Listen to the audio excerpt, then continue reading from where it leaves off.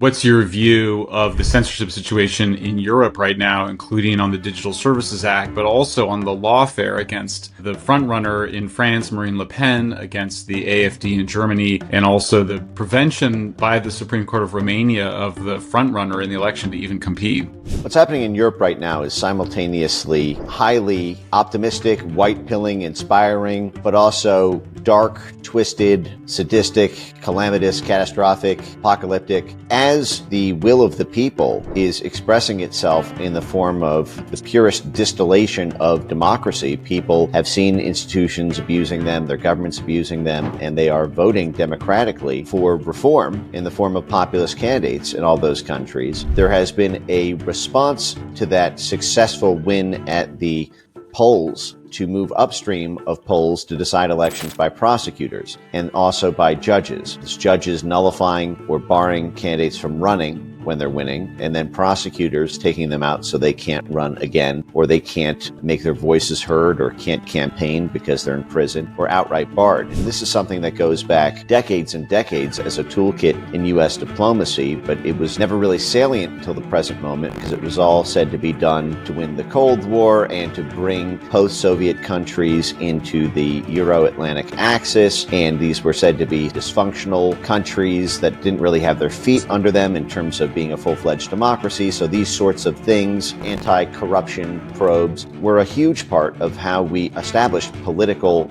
vassalage control over much of Central and Eastern Europe, from Germany to Romania and even into parts of Central and Western Europe. And a lot of this was done through a combination of the sort of media control over distribution of information through things like Voice of America and Radio Free Europe on the media side, and all the different internews and USAID-funded news conglomerates, combined with pressure by the Central Intelligence Agency and U.S. embassies on local media outlets not to publish certain things.